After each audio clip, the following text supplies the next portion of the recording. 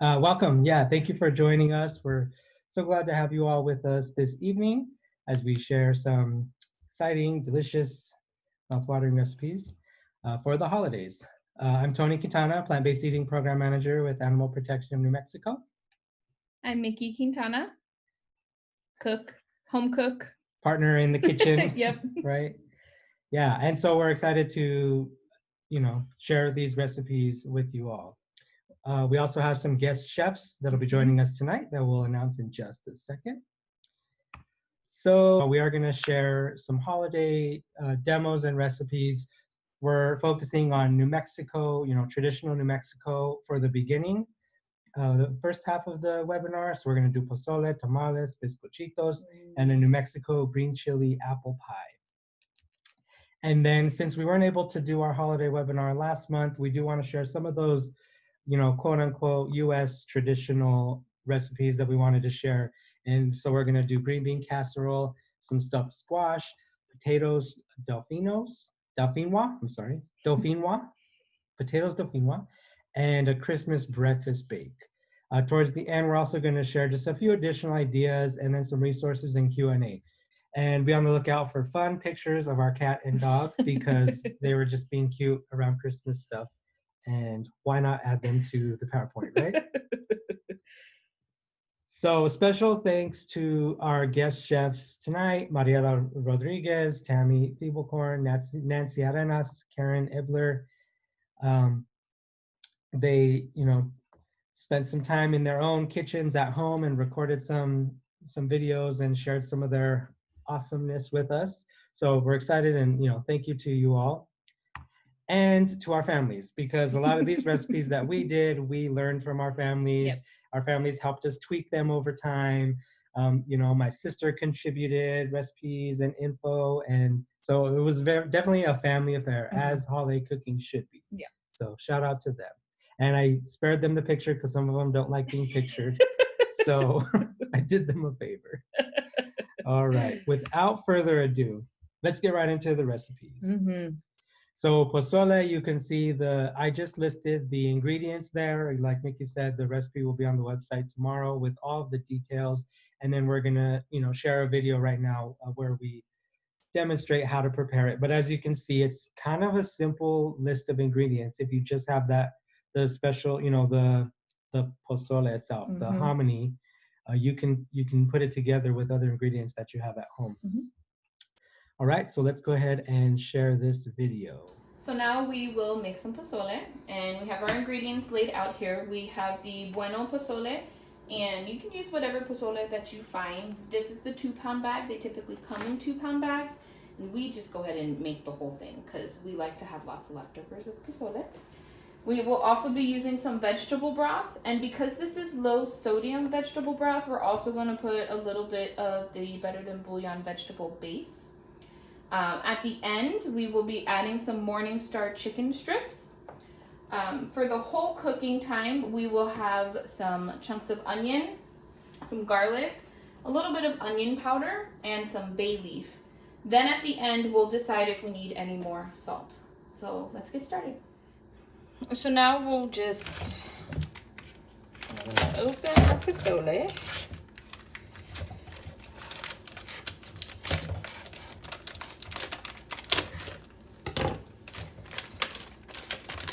And we don't defrost it.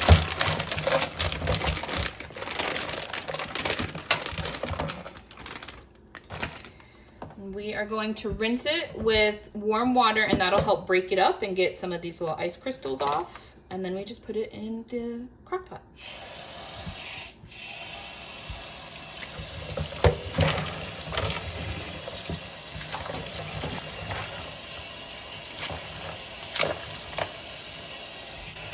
Water gets very hot very quickly, so be careful.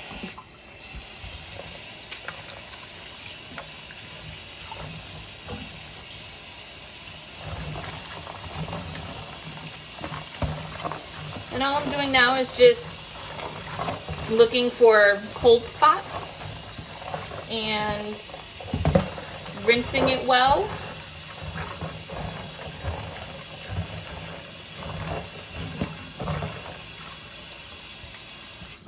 that's it. We'll take it back over to the crock pot. We've added the pozole to our crock pot, and now we will add our other ingredients. I'm gonna go ahead and add this broth. This is not a full container. It's one that was already open, but 2 full containers is a good start for your liquid.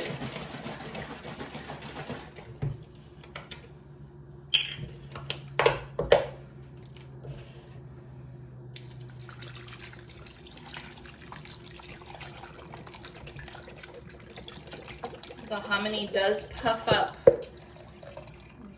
pretty large. This crock pot will be completely full by the time we are done. Now the onion.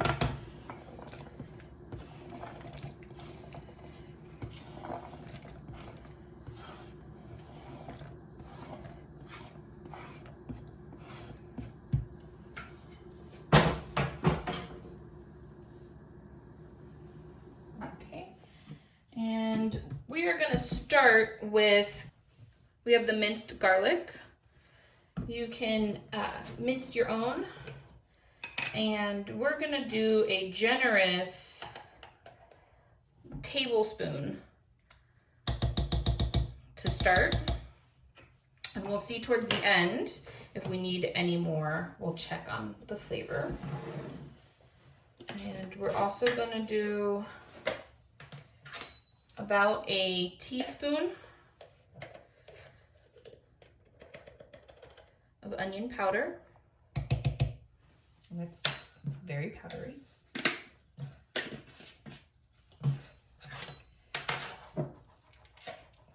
And for our better than bouillon vegetable base, I'm just taking about that.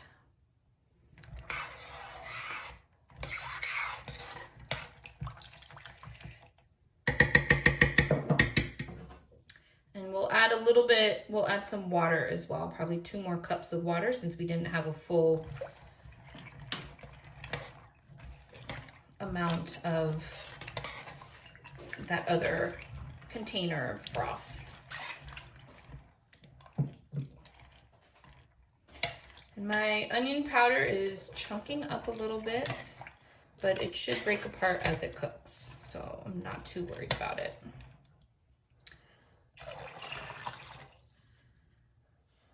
Okay, and some bay leaf.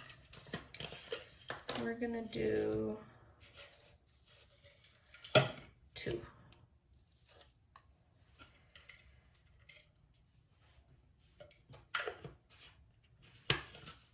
Just give it another little stir.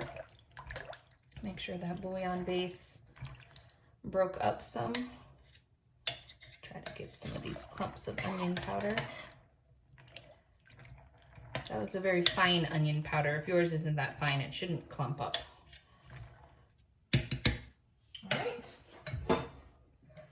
Then we just put the lid on, and we're gonna do it on low, and we'll see how long it takes and update you on the time.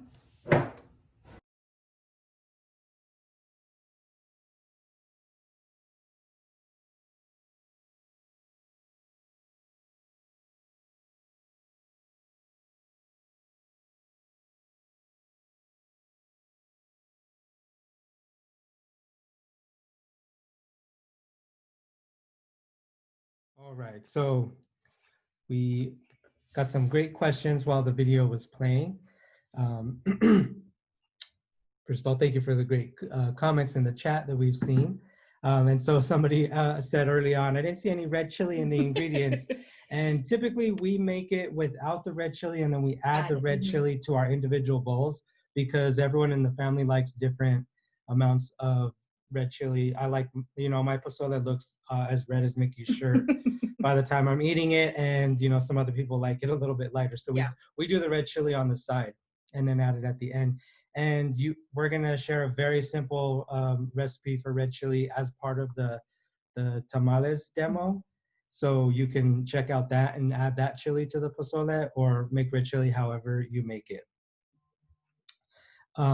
So we had another question about, if we could talk a little bit more about what pozole is or what hominy is. And I realize I've always taken it for granted. I live in New Mexico. It's available at every grocery store. Like, you just buy the pozole. Yeah. But puffed hominy it's corn, it's field corn, and it's been treated a certain way so that the hull and germ has been removed so that it can puff up big like that, and it's really tasty. And so if you can just you might not find anything in other parts of the country called posole, but you should be able to find some hominy. So right, and I did, for folks who aren't in New Mexico, I did look on Amazon and find some online that you can buy if you can't find it in the grocery store. But we can usually find it here everywhere. Yeah, especially in the holidays. Yeah, and I'm glad someone asked the question, when did you add the chicken? Yeah, sorry about that. So yeah, by the time by the time it was done cooking, we had a lot going on and we weren't able to turn the camera back on. But basically, like it'll say in the recipe, you just saute the chicken, you cook it according to the instructions on the package, and then you just add it at the end when it's basically when it's done cooking, and you just let it go for about 15 more minutes, and then you're ready to serve. And I always do it that way just because I don't want the plant-based meats, sometimes that you can overcook them and then they fall apart. So I'm always afraid to overcook them. So I like to just saute it and then add it like right before we're about to eat. And you could use other types of vegan meats as well. I like to use the chicken just because I feel like it mimics, traditionally my family would make this with pork. And I just feel like it mimics the texture of the pork that we grew up with. And also I like to cut the onions really bigger Chunky. than my family likes them. So we compromise, because those big chunky onions almost remind me of like the pork skin that would be in the pozole growing up. And we saute it beforehand, not only because we don't want it to fall apart, but some of the strips are a little bit longer. And so we like to, in the saute pan, make them smaller so that it disperses a little bit more evenly and the ratio extends. So your broth to hominy to chicken ratio is legit. right. And then the onion powder, I am a fan of just, even when there's onion in it, to add the onion powder just to try to get a little more flavor. But you can definitely omit the onion powder and try it with just the chunks of onion and see how you like it.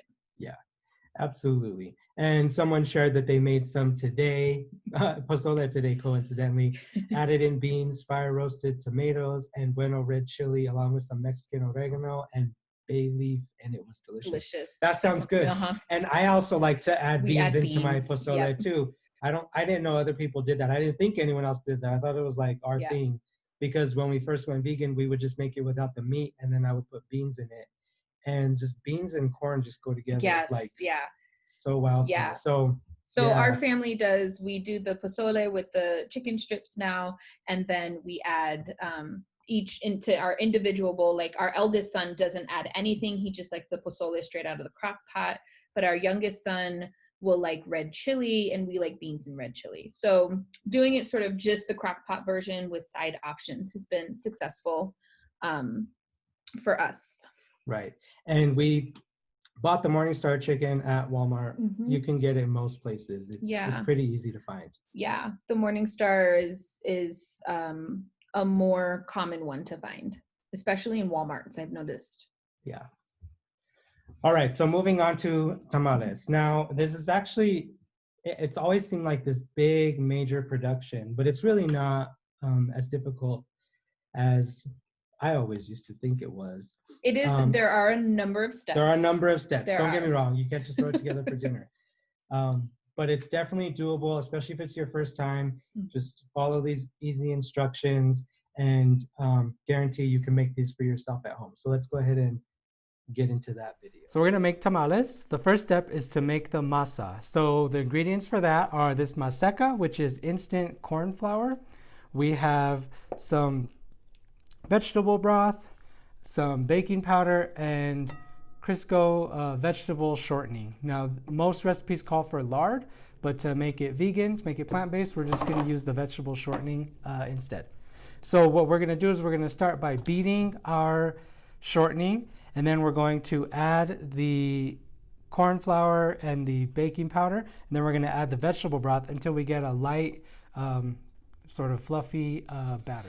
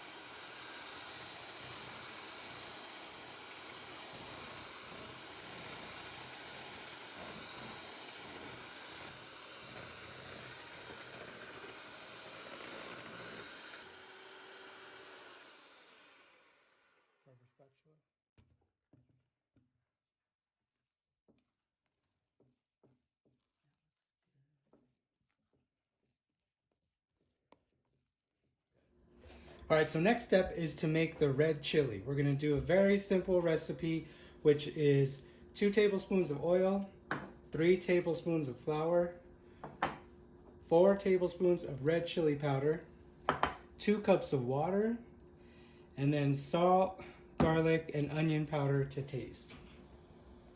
Start off by heating the oil over medium-high heat.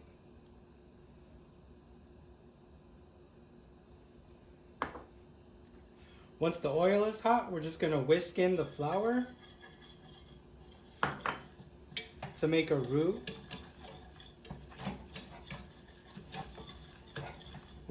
Next we're going to whisk in the red chili powder. Get that all mixed in.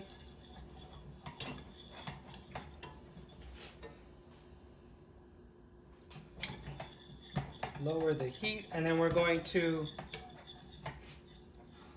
just slowly mix in the water.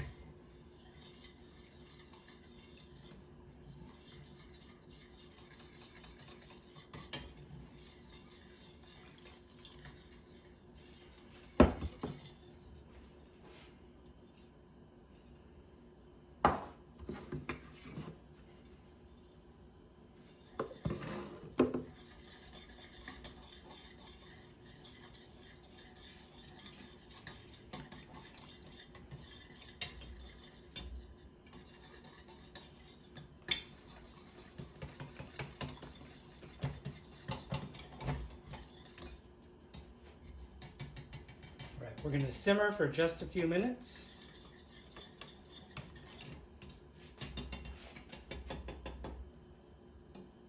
And then turn off the heat. We're just going to cover this and set it aside for just a minute. All right, so for the pork filling, we're going to use jackfruit. And this is just a can of green jackfruit from Trader Joe's. So I drained it, rinsed it. And we're just going to kind of break it up. And you can use a fork or just use your hands. And it just kind of breaks into these little shreds.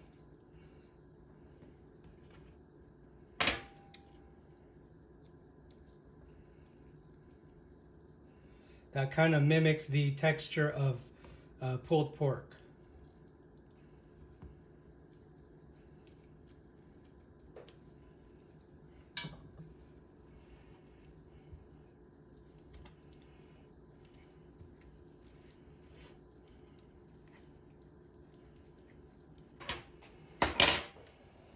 All right, so next we're going to just saute this shredded jackfruit. I put just a little bit of oil in the pan.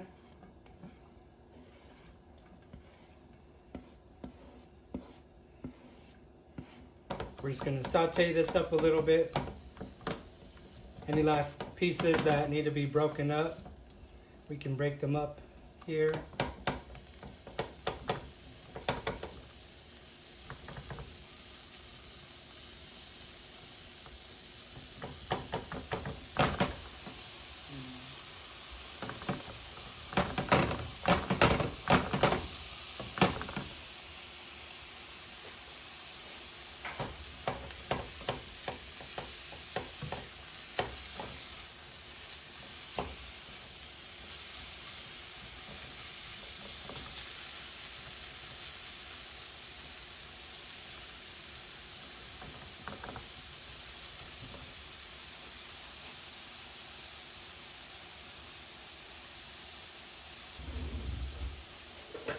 Then we're just going to pour some of this red chili that we made earlier.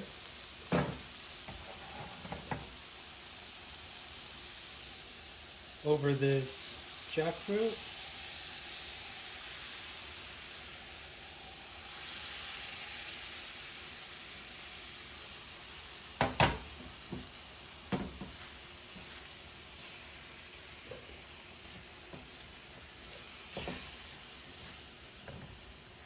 So you don't need to use the entire batch of chili. You can save that for another meal, smother a burrito, Frito pie perhaps.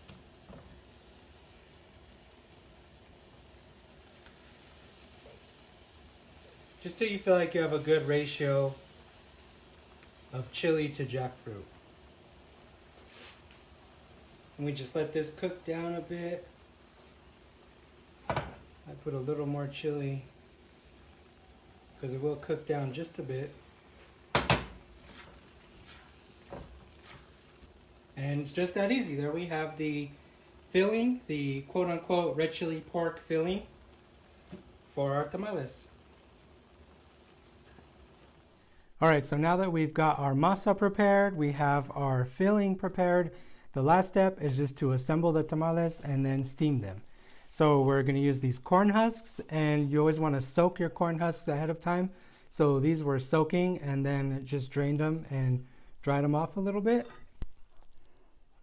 So what we want to do is take some of this masa and just spread it onto the corn husk. We want to not go all the way to the edge, but leave about ½ inch or so on each edge, and then not going all the way to the bottom here, so that we leave room to fold this bottom part up.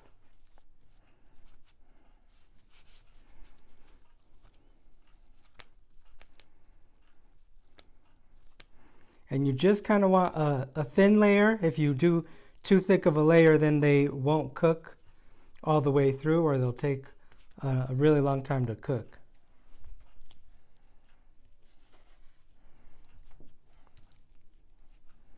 So just make sure you do just like a thin layer there.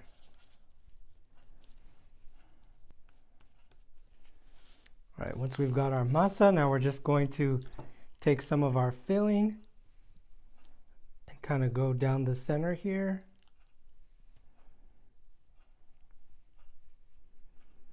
Like so. Now we're just going to take one end, fold it over, just like this. Roll it, and then fold this bottom part up like this. Now one more trick that my mom taught me, she would use a little square of wax paper and just kind of fold it over the top. So that's going to help this flap stay up and helps keep the filling from falling out. And then we're just going to fold the corners in.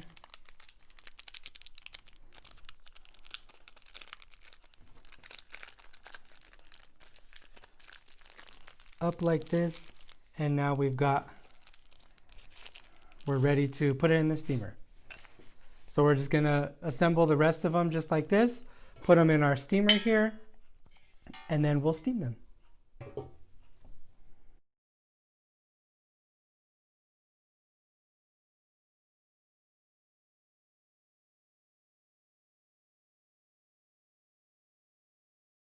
All right. So we got some good questions as the video was playing, and then just want to share a few notes about that Mhm. recipe and video.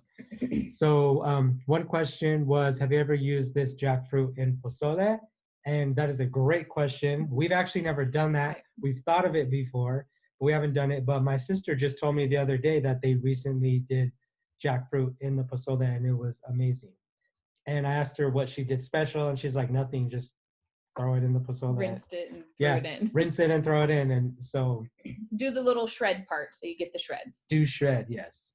And then someone asked, did you say it's easy to overcook jackfruit? And no, I didn't say that. I was saying it's that easy to make the jackfruit filling. Mhm. I don't think it's easy to overcook it. I think it's kind of hard to overcook it. Yeah, I think I usually saute for a good amount of time before I add the red chili, and then I let it simmer in the red chili for a good amount of time too, and you really get the flavors into the jackfruit.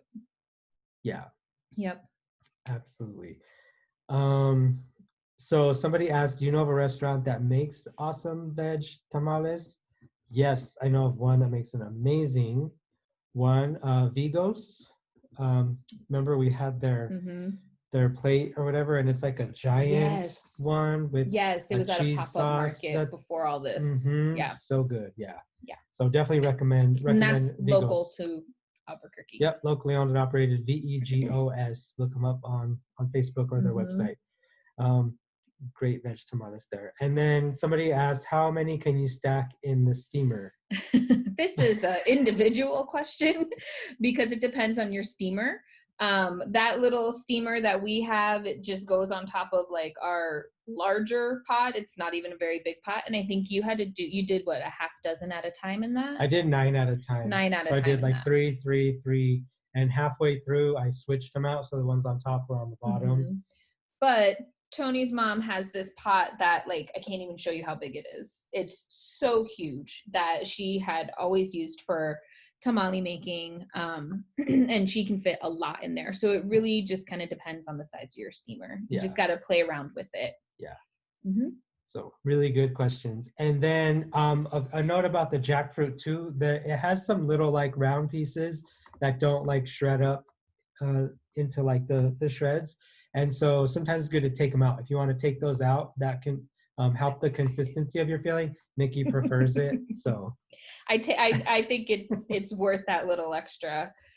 Yeah, you really get that. It's really good when you get it all the way in your tamale like that.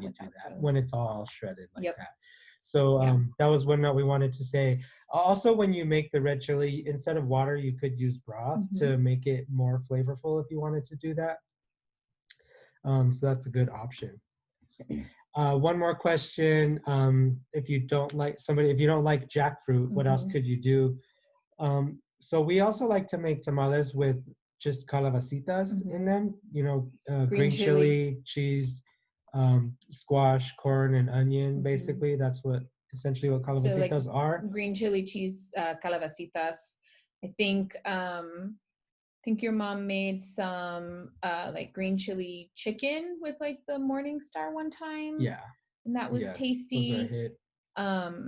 I guess you could probably try like a red chili beef with like crumbles.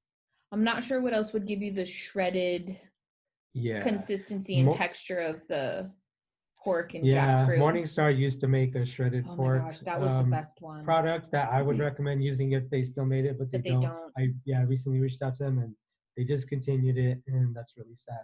But these are some great options. And then Mariela, one of our guest chefs, is on now, and she said mushrooms, especially shredded king oyster. I guess king oyster mushrooms have texture like pork. Yes.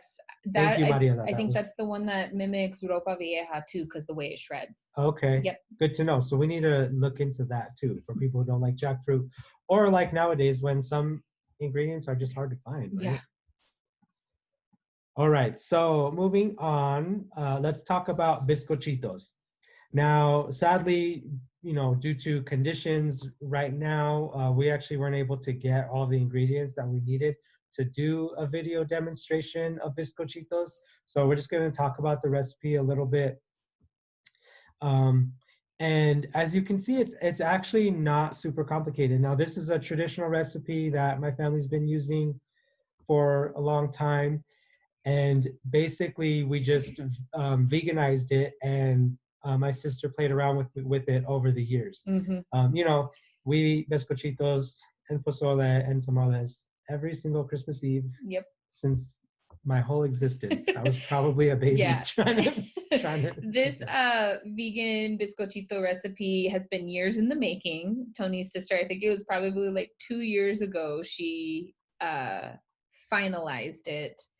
And yeah, it took her years. Right. Because she would try different things. And do you like this one better than last year? Yeah. And so she shared a lot of her secrets. You know how tias are? They won't tell you exactly how they make it, but she gave us all the info so you guys can figure it out.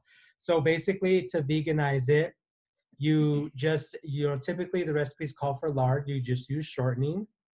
And then, you know, the recipe will call for an egg. So my sister said that using a chia egg is the best way to do it, because the chia, it gels up really well, and then it blends and it like beats into the shortening very well, and it doesn't change the look of the cookie, because the anise kind of makes those little like black spots, if you will. So the chia just kind of like blends in with the anise, and it looks just the same as it would. So another trick is the original recipe that we had used before calls for wine, but you can also use orange juice or milk or liquor. Or you might want to use a combination of liquor and orange juice and play around with it. And that's one of the things that my sister's been playing around with for years to figure out exactly how she likes it. But you could just go with any of these, or whichever one, you know, you're able to get at the store right vegan, now. Plant-based milk, of course. Plant-based milk, of course, yeah. So soy milk or almond milk or something like that. Thank you for clarifying that. Yeah. And then she shared the little secret that she likes to put anise extract to increase the flavor. So in addition to the anise, you can add some anise extract as well. And they're irresistible. Like, seriously, we eat way too many on Christmas Eve. Like, I'm like, I gotta stop, and I can't stop. They're so good. This recipe will really supposedly make like 4 dozen small ones. Our family recipe is double this.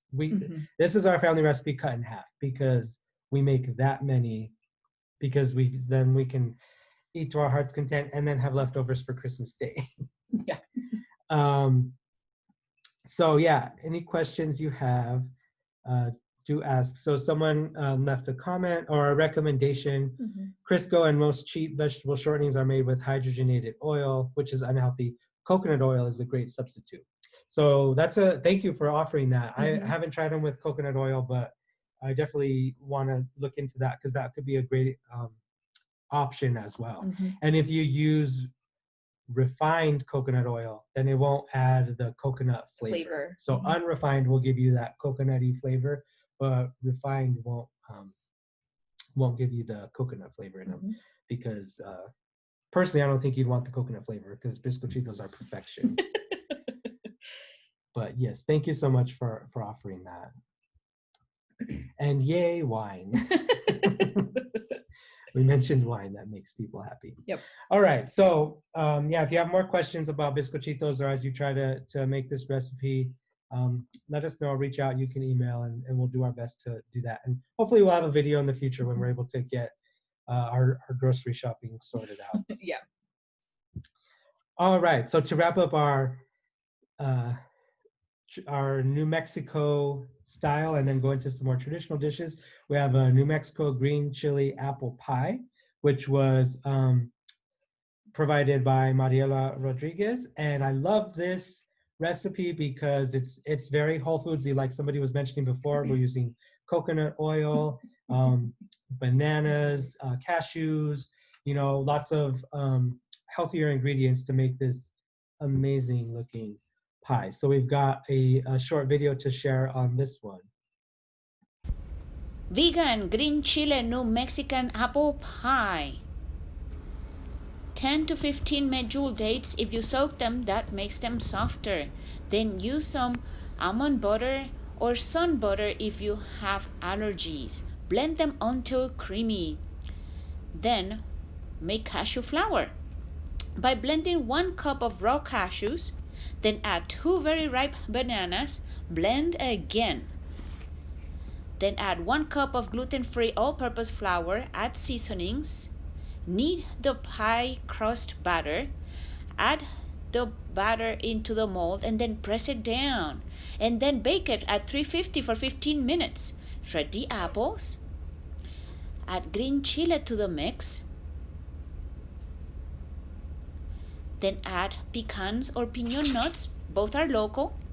Then add the pie filling that we just made. Then add more seasonings. And then bake it for 25 minutes. In the meantime, make a vegan caramel by simmering 1 cup of coconut sugar and 1 can of coconut milk at very low heat and stir often. And enjoy. Buen provecho. All right. Thank you looks so so much, good. Mariela. How good does that look? And she was very thorough, so I don't know if we're going to have any questions because she even, gave us the hint that if you have allergies to peanuts, you can use other nut butters. The recipe calls for gluten-free flour. Say that 3 times really fast. But she said that you could probably substitute. She's never done, wheat flour, but she imagines that you probably could just, but maybe try 3/4 of a cup instead of the full cup and see how that goes. But it's a pretty, allergy-friendly and sort of whole foodsy pie, like she mentioned. So awesome! That's another great dessert to add to your biscochitos this holiday season. Yes. All right. So next, we're gonna go into a main dish for a more, for a traditional holiday meal, and this is stuffed acorn squash. So very simple ingredients again. I'm always blown away by how simple the ingredients lists are on a lot of these. And this was presented by Tammy Feeblecorn, and so we'll go ahead and share Tammy's video. Hi everyone, I'm Tammy, and today we're going to learn how to make a stuffed acorn squash.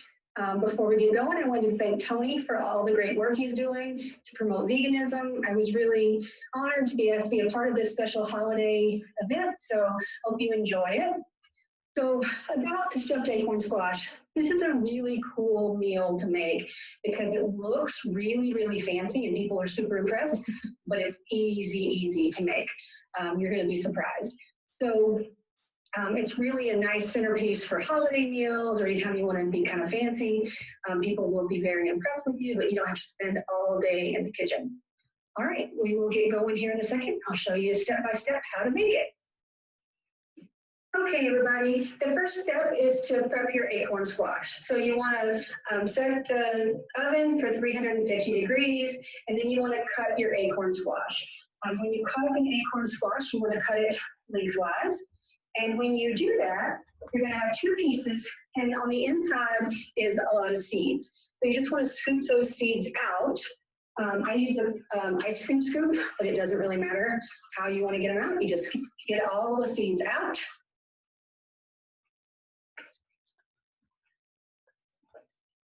And then you have 2 pieces that are exactly the same, and you want to put them face down on the baking sheet. I use a silicone base, or you can put parchment paper or anything here to just keep it from sticking.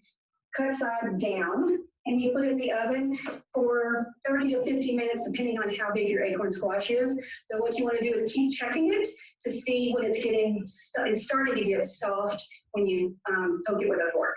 And when that's happened, then you go to the next step. All right, once we get the acorn squash cooking, then you need to start on your stuffing mixture. So I like to use quinoa, but you can use any grain that you like. And how you want to prepare that really is going to say when you should start cooking it. So I do really poorly at making any kind of quinoa or rice on the stovetop. So I use the pressure cooker. It's a little clearer. So you want to kind of time whatever method you're making with when you think that the acorn squash will be finished. The other thing that you can do, this is really an easy out, is they have pre-cooked rice from Whole Foods or any other place, and so you could actually just use this instead of cooking anything. But today we're going to cook the quinoa. So if you're doing quinoa on the stove top, it's a 1 part grain to 2 parts water. If you're cooking it in the pressure cooker, it's 1 part grain to 1.5 parts water. So I've got a cup of quinoa, and then I'm gonna get 1.5 cups of water. And just put them in together. Now you can, if you want, you can use vegetable stock instead of water. Any kind of vegetable stock is fine. I actually just like it with water, but that's another option for you. So go ahead and put it in the pressure cooker and we'll get it up. Okay, while we're waiting for the squash and the quinoa to cook, we're going to go ahead and prep the toppings. And the toppings can be anything you want. I like to use pecans and dried cranberries, but also good would be walnuts, hemp seeds, anything like that pumpkin seeds, anything that, I do one thing that adds a little bit of crunch and one thing that adds a little sweetness, but it's up to you. So for mine, we have 1/2 cup of pecans. You do not have to do this, but if you have time and you want to get super fancy, I like to roast them just a little bit before I cut them up. So I just get a cast iron skillet hot and put them in flat. Don't worry about putting any oil or anything down. And just let them be there until they get a tiny bit brown. That's all you're looking for, is that it gets a little brown, a little bug in here. Okay, we will be back when they are toasted. Okay, so when they start to smell good, you want to go ahead and take them off the heat. And that's really the trick, is the smell, but I'll try to get closer. I don't know if you will see. They're getting a little bit browned, and that's all you want, is just that little toasty brownness to it. And then I'm just gonna pop these up, and I've got 1/2 cup of dried cranberries out, and that's the topping. All right, so it's been about 30 minutes, and we're gonna test the squash to see if it's ready to go on to the next step. So pull it out of the oven.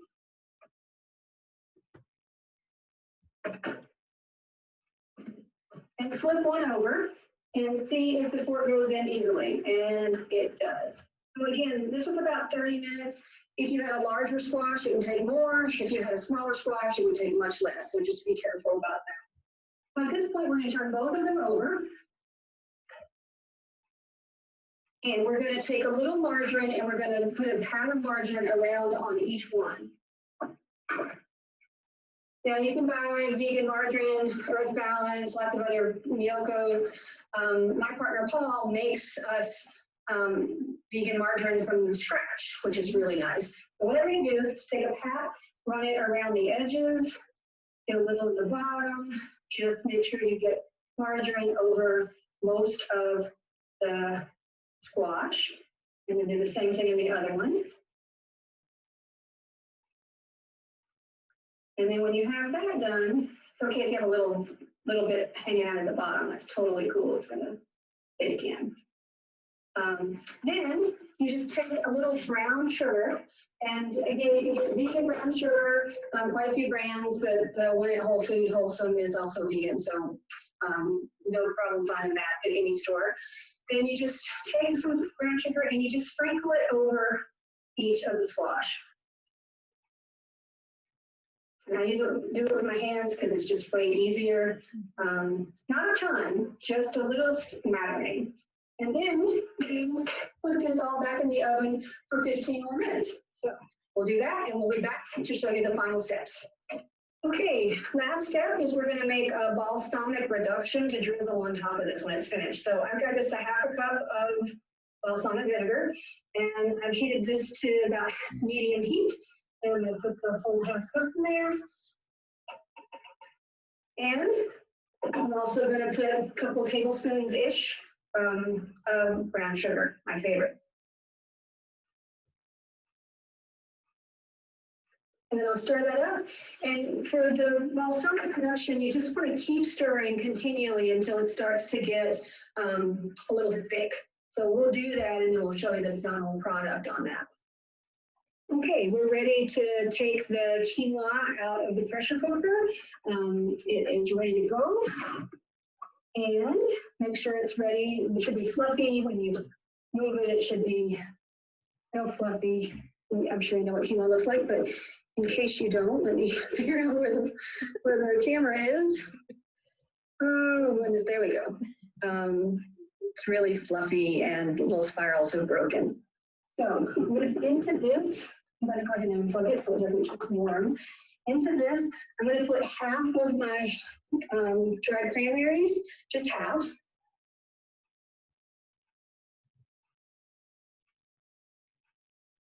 And half of my toasted pecans, and again, you don't have to toast it, but half of your pecans. And mix it all together.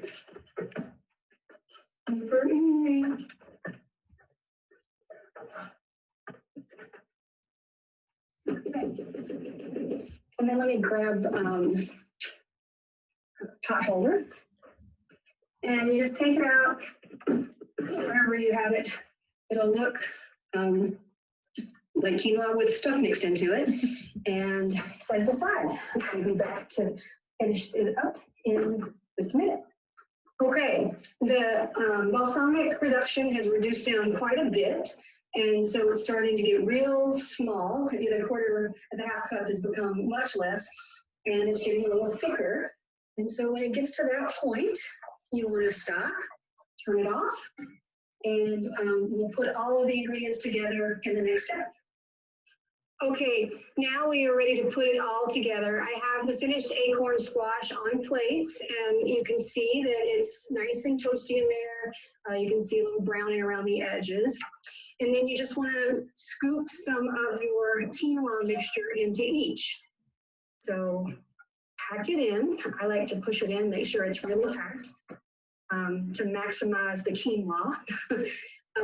And then do that to the other one.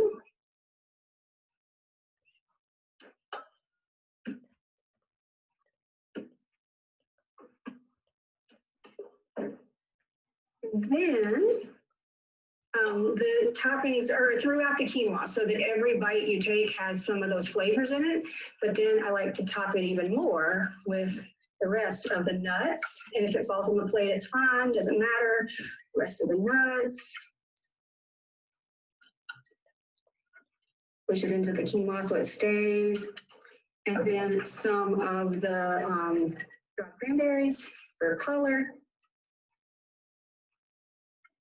And we took the balsamic reduction off of the stove and let it sit for a few minutes so it really starts to thicken up a little more. And so now it's here and ready to go. And I just drizzle it over each of them. You can get fancy if you want, but you don't have to. And there's a little over there. Maybe a little more on this one. And that's it. You have your fancy stuffed acorn squash. It is ready to serve. Now, we always serve it with a couple of sides. We like roasted corn and, roasted carrots and Brussels sprouts, or you can just make a salad to go with it. And then we usually put a piece of bread, so a dinner roll or a crescent roll or something like that. But whatever side you want to do, I'm sure Tony's doing some good sides during the rest of this program. Stick those on the plate and you got a feast. Okay, enjoy. Oh, that looked so good. Mm-hmm.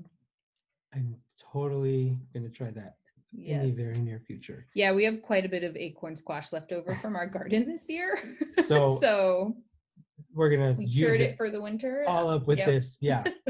All right. So let's keep it moving. You know what would go so amazing on the plate with this stuffed acorn squash that Tammy just made is potatoes. I already forgot how to say it. Dauphinoise. Dauphinoise. I think this would be complemented perfectly, me personally. So there's a whole lot of ingredients listed there. Let's get into this lovely video that Karen Ebler shared with us.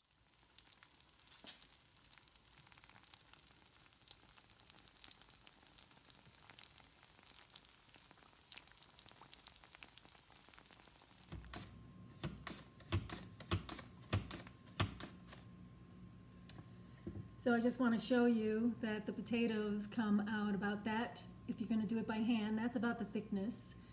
And I'm going to finish up doing all of the potatoes. I've got some broth, hot broth boiling here, and what I'm going to do is put all of the potatoes sliced into the broth, bring it to a boil, let it boil for about 5 minutes. It's just to parboil the potatoes so that we know that they are cooked through in the oven. So here are the potatoes boiling or set to simmer. I put a little broth in there so to flavor the potatoes a little bit. Again, that'll cook for only about 5 minutes, 3 to 5 minutes, depending on what a rapid boil it comes to. We're going to be starting on the sauce now. This is some vegan butter. It'll be used to coat the casserole pot.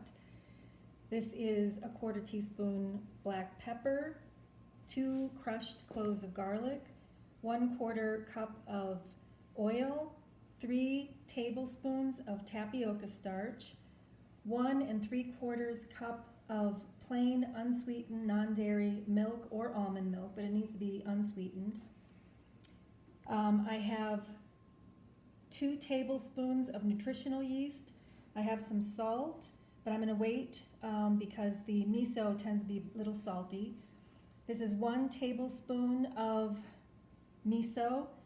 This is 1 tablespoon of tahini sauce, and this is a 1/4 teaspoon of coriander. The other thing I think I forgot to mention, this is 2 tablespoons of vermouth. You can use dry sherry, dry wine, dry vermouth. What it does is it gives the final product a deeper flavor. So we're gonna put these all in a pot, and I will show you how it looks while it's cooking. So here are all the ingredients: the soy milk, the nutritional yeast, coriander, all of the miso, tahini, all in the pot. I just put it in there, no special order. And then we're going to just be mixing this.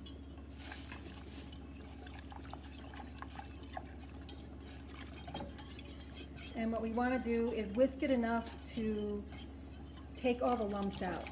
Tapioca starch usually does not clump, but under any circumstance, anything will clump. So I'm going to be just stirring this, and I will bring you back periodically. So I've taken the potatoes out of the hot water and I put them in a colander. What I'm going to do is let these cool, because we're going to line the casserole dish at the bottom, and they have to be cool enough to be able to handle. Here is about 2 minutes cooking cooking the sauce, the cheese sauce, and as you can see, it's already got is much thicker. It does have little specks of pepper in there. I did not have any white pepper, but if you don't like the black pepper specks, you can always get white pepper. We're gonna do this a little bit longer. I think it can get a little thicker. And then I'm gonna taste test it, because at that point you decide whether or not you want to add more seasonings such as salt. So I cooked the cheese sauce down just a little bit. I felt that the the alcohol needed to burn off, and I think it has. I think it's okay on salt, but this is the type of consistency that you're looking for. See how kind of thick and creamy it is? So what I'm gonna do now is grease the casserole pan right there. The oven has been set to 400, and you'll eventually bake this for 45 minutes at 400. Check it. You're baking it uncovered because you want the top to brown a little. Check it about 35 minutes in and see how it is. If the potatoes are soft and there's a brown crust on top of the cheese sauce topping, then it's probably done. So now we're going to layer our casserole. We're going to put some potatoes along the bottom. These are cool enough now to handle. It took about 10 minutes.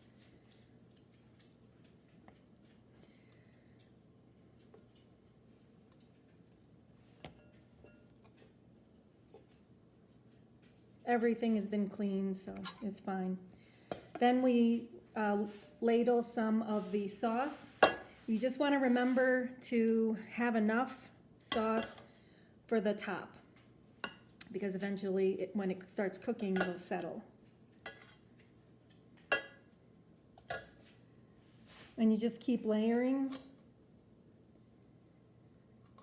And the reason we're layering is because then the cheese sauce has an opportunity to cook with all the potatoes instead of just the top. You can guarantee equal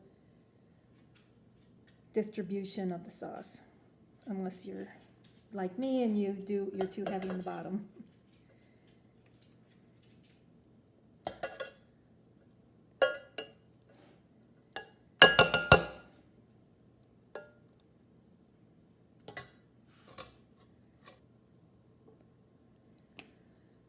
Still some hot on the bottom. And I think just one more layer. Otherwise, we're going to run out of sauce. And in that case, if you run out of sauce, just basically make some more, because these types of dishes can never be too saucy.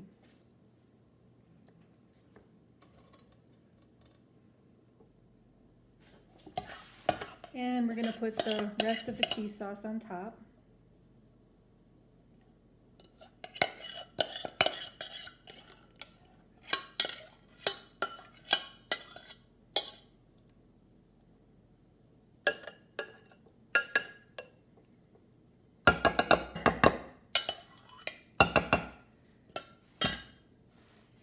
And the next part is optional, but that is putting a little bit, just a pinch of nutmeg, sprinkle it on the top, just a pinch. We don't want too much. This is optional, but it is consistent with the original dish. Well, I'm going to pop it in the oven now, uncovered, 45 minutes at 400, and we'll come back and look at it later.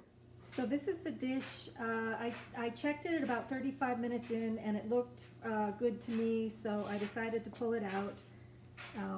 There's always something to be said about high altitude cooking, but if you can see, it's too hot to eat right now, but you can see the creamy potato dish. This is really a lovely dish. It will be a hit with everybody, and I hope you enjoy. Bye. That looks so good. How amazing did that look? Yes. Thank you so much, Karen. And cameos from fur children are always welcome and highly encouraged. So we noticed him too, I was eyeing the food. I was wondering who was going to spot that. That was awesome. So yeah, she was very thorough, pretty straightforward on how to create this amazing looking dish that we, again, think would complement the squash perfectly. For this one, this recipe was submitted by Nancy, and she actually uploaded her video to YouTube. So we're gonna direct you to her YouTube page. If you search Nancy Arenas Christmas Breakfast Bake on YouTube, you'll find it. The video will pop up, but I'll also send out the link in an email to everybody so that you can watch her demonstration video. It's really fun and super festive, and she's got music going on. So you got to check it out. And then while you're there, her YouTube page has lots of other great content, like her podcast and her other cool vegan content. So you definitely want to do that. And so yeah, but it does look like a really great recipe. The video is awesome. And a breakfast bake is good for Christmas because you want to get something in the oven and then maybe have a cup of coffee, or if you do presents or whatever like that, and then you have something piping hot out of the oven. So fresh and ready. Perfect recipe for the holidays. I didn't put a slide for our green bean casserole recipe on here. So, but we did have a demonstration video for that. So we'll share that really quickly, and then we'll wrap it up. So just like Karen, we also really like creamy dishes, as you will see with this green bean casserole. For this green bean casserole, we have our ingredients laid out. You'll need an 8-ounce container of mushrooms. You'll need some full-fat coconut milk.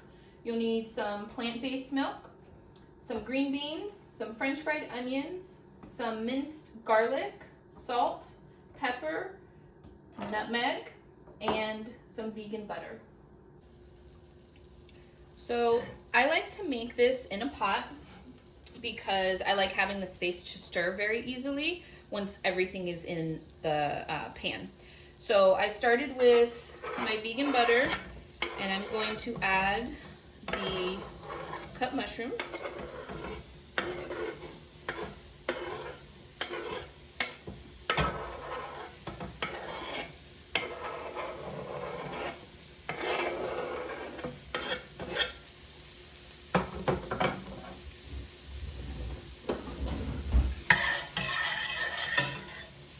And that was 1 tablespoon of butter.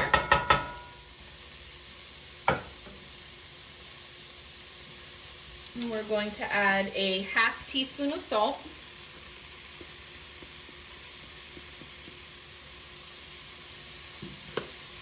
And a pinch of pepper. We like a little more than a pinch. And just stir that around. And you let that just cook down a little bit until the mushrooms have shrunken and the juices begin to come out of the mushroom. And just stir it every once in a while.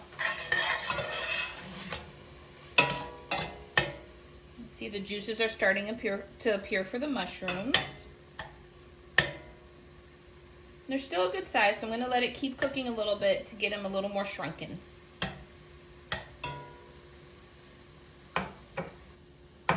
Alright, so now's a good time to add our nutmeg and garlic. We're going to add 1/4 teaspoon of nutmeg. And I'll tell you a secret. One year I didn't have nutmeg. I used pumpkin pie spice instead, and everybody really liked it. So in a pinch, you can use pumpkin pie spice. And we want to use 2 cloves of garlic minced, which for our container is a teaspoon.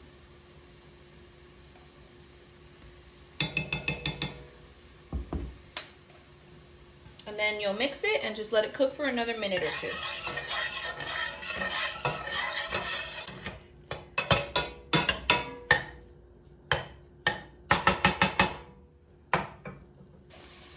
Okay, I forgot to mention that we'll need flour, and we just need 2 tablespoons. This thickens our sauce. And I just sprinkle it on top of the mushrooms. And then you mix it and let it cook for another minute. So I also forgot to mention that you'll need some vegetable broth. You need about 1 cup. And we're gonna mix that in, and I like to use a whisk so that we don't get too many clumps.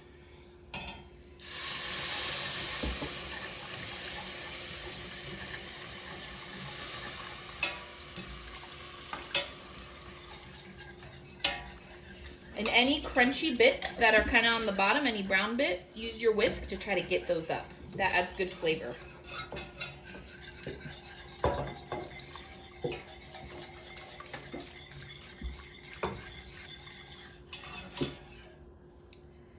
And then we're also going to do a 1/2 cup of the full fat coconut milk.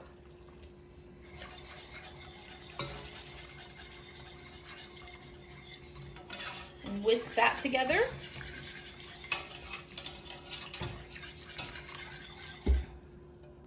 And a 1/2 cup of our plant milk.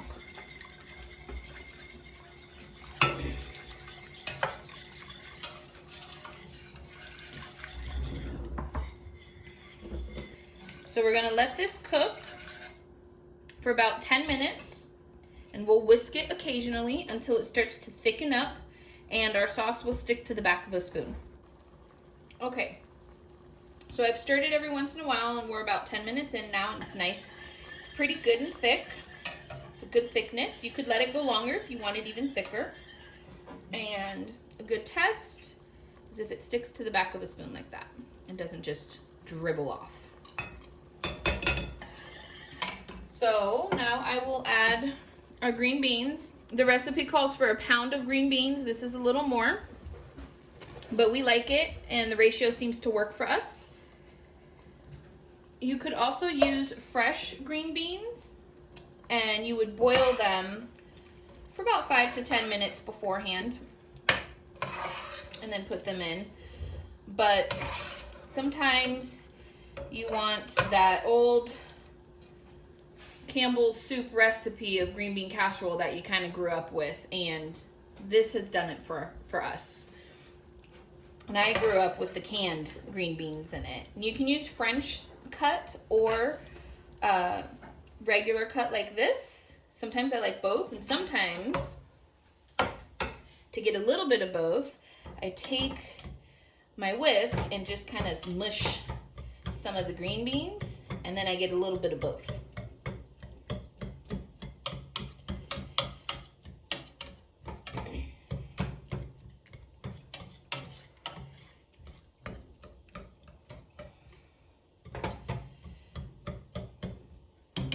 And then I also like to add, I'm going to go with about 1/3 of a cup of French fried onions into the mix.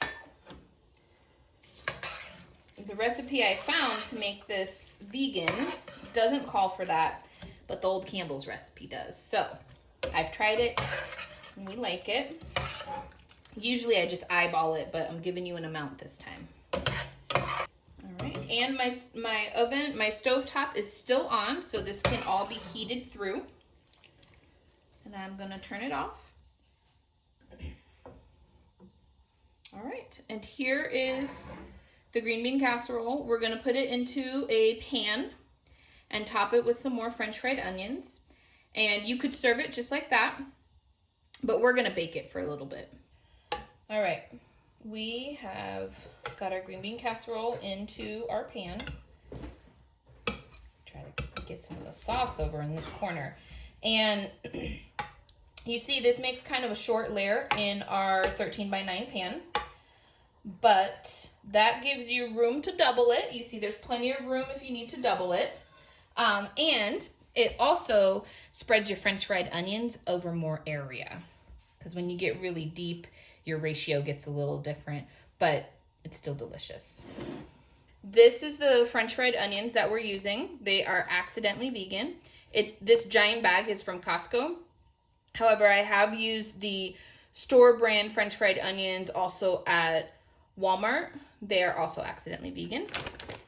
And Tony likes to say, you don't let a recipe tell you how much garlic to use. You measure that with your heart. And I say, you measure these with your heart also. I'm going to use a measuring cup, but normally I just do however much I want.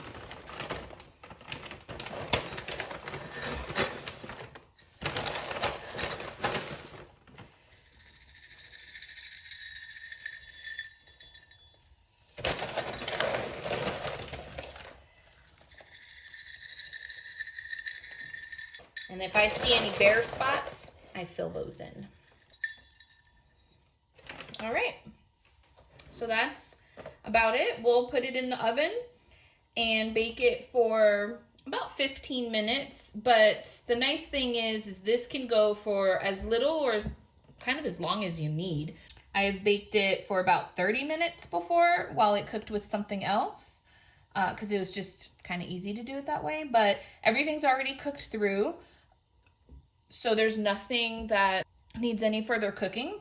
It's just sort of getting all the juices and sauce and toasting the French fried onions on top. So we'll do that and then we'll come back and show you. We've taken it out of the oven and this is how it looks. We let it cool for about 10 minutes and then it's ready to serve. And you see the French fried onions on top got nice and golden.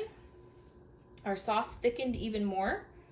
And we hope you enjoy this green bean casserole. Yeah, and that recipe will be on the website. Mm-hmm. We just love it so much. Yeah. We could eat that whole pan in one day, just the four of us. Our I kids eat it. Yeah, I naturally make it in that giant pot because I'm usually making a double or triple batch. So we have, everybody can eat as much as they want and then there's still leftovers. Yeah. So yeah. And people are liking my way to measure with your heart. On that garlic. Yeah, I made some corn chowder for dinner earlier, and when Mickey came out of the room, she's like, "I smell garlic." Mhm. It's because I measured it right. Yep. Probably was a cup in there. All right, so thank you all for sticking around. Those are all of our recipes. A couple more ideas. We usually do a quiche for Christmas morning, similar to Nancy's morning bake idea. We like to prep it the night before, and then that way we could just pop in the oven when the kids wake us up at 4 a.m. and we're ready to eat. Pumpkin spice scones are really good around the holidays, as is pumpkin pie and pumpkin cheesecake. All those recipes are on our website, and we demoed all of those at our Pumpkin Everything webinar. So check those out. We also like to do Rice Krispie treats for Christmas Eve, and those are one of the easiest things you can do. You just need to get vegan marshmallows, which you can get. The Dandy's brand and the Trader Joe's brand are vegan. So just get some vegan marshmallows and throw together some Rice Krispie treats. Super festive. Someone said, since your last class, I bake pumpkin pie every other day. Oh my God, it's so good. Yes. Yeah. He's like, I can make this whenever I want it now because it's so easy. Yeah, I'm going to probably make one in the next couple days. Yeah. And someone said pumpkin posole. We're going to have to think about that one. We could do that. That could be tasty. All There right. is a pumpkin pasta that was really tasty. Yeah, So it might surprise us. Let's try that. And then Muddy Buddies, one of our favorite around this time of year. We usually do them for New Year's Eve, but they would be great for any holiday. And they're so easy. The recipes on the Chex. The Rice Chex box. Rice Chex sure. cereal. There might be a video in the near future, so stay tuned for that. Pumpkin curry, yes. Pumpkin curry is amazing, yes. Yeah. All right, so for the resources, all the recipes that we put, they're going to be on the website apnm.org/plant-based. That website has all of these things, the recipes, our vegan dining guide, classes and events. Mickey and I co-host a podcast called Teach Me How to Vegan. If you haven't checked that out, we have a lot of fun on there, and we laugh and joke like way more than we even do on this webinar. It's really fun, and just we talk about food and cooking. Yeah. So why not check it out? Yeah, we have to stay focused on these. Yeah. But the podcast is everywhere you listen to podcasts.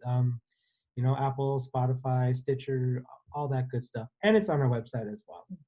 So we definitely encourage you to check that out.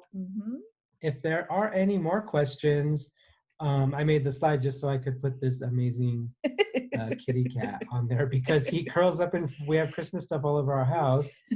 And he's always just laying down cute next to it. Thank you so much, everybody, for attending and all your great feedback and interaction. It's been a fun night. Yeah, this has been really fun and really, really great time, especially all the interaction. Yeah. This is good. So happy cooking, happy baking. Be safe when you shop and enjoy cooking up a storm. And if you have any questions, we'll hang out for another couple minutes. Awesome. Thank you all and have a great night.